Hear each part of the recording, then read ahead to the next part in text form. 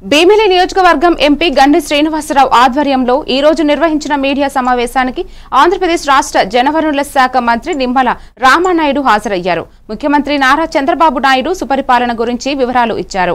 భీమిలి మండలం జెడ్పీటీసీ గారు వెంకటప్పడు, తర్లువాడ పంచాయతీ సర్పంచ్ బిర్బీ నాయుడు, రాష్ట్ర కార్యదర్శి గంటా నూకరాజు సహా ఇతర నేతలు కూడా పాల్గొన్నారు. ఇంకొక పక్క ప్రకాశం జిల్లా అత్యంత వెనుకబడి జిల్లా వెలిగొండ దశాబ్దాల తరబడి అది పెండింగ్ లో ఉంటే మళ్ళీ దాన్ని 2026 కల్లా వెలిగొండను పూర్తి చేసి ఫ్లోరైడ్ వెనకబడేటువంటి ప్రాంతమైన ప్రకాశం జిల్లాకి నీళ్ళిచ్చేటువంటి కార్యక్రమం ఈరోజు ప్రభుత్వం తీసుకుంటుంది.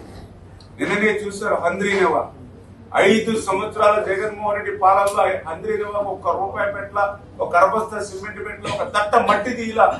కానీ 5 సంవత్సరాల్లో ఆయన చేయని పనిని ఒక్క సంవత్సరంలోనే చేసి చూపించి నిన్న ఏదైతే చంద్రబాబు నాయుడు గారు హంద్రీనెవా మరి 3850 క్యూసెక్కుల సామర్థ్యం నీటిని నిన్న విడుదల చేయడం కానీ, అదేవిధంగా ఒక గాలేరు నగరి గారు, మరి అదేవిధంగా ఏదైతే పోలవరం లెఫ్ట్ మెయిన్ కెనాల్ ద్వారా ఉత్తరాంధ్ర సుజల స్రవంతిని మళ్ళీ మరి దారిలో తీసుకొచ్చి ఏదైతే విశాఖపట్నం, విజయనగరం, మరి శ్రీకాకుళం జిల్లాలకు ఉత్తరాంధ్ర సుజల స్రవంతిని మళ్ళీ ఈ రోజు మరి ప్రాధాన్యత ఇవ్వాలని ఆలోచించారు.